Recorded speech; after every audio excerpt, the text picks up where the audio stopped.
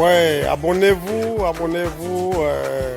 sur notre chaîne YouTube Mac TV.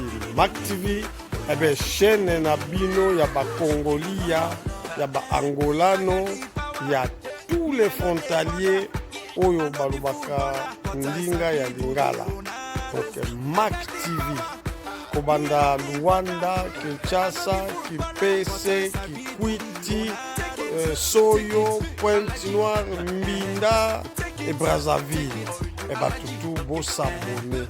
Donc ceux qui peuvent aussi s'abonner, vous juste savon, vous savonner nous autres on a vu le beaucoup ma peto. Donc vous s'abonner massivement na la chaîne ya YouTube na bino, il y a Mac TV. Ya master na biso Joe Mac yende mutaza boss na biso. Donc abonnez-vous massivement.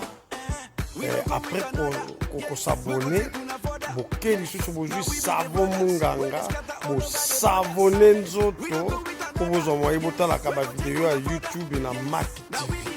Et bien Mac TV, et bien YouTube oyo ekolakisa bino bensanité te ekopesa kabino kaka ba image ya kitoko ba news moko fresh.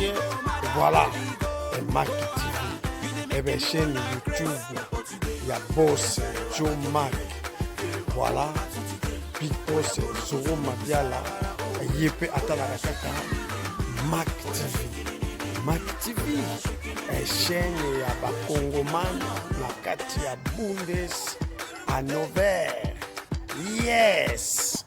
P-Square. Hey. Hey. Allez.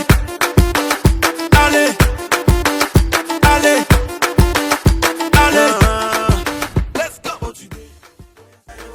Bonjour, bayanga nyonso bandeko nanga. Donc sango malamu sango kitoko Mike TV nde Makambu bandeko boss abonné parce que Mike TV est na mupepa sika nyongo bozwango bien kandenge ezalaka boss abonné ozo ba émission na bino ba masolo nyonso ya kitoko bolingi ba mariage ko filmer donc nyonso nde Makambu Mike TV.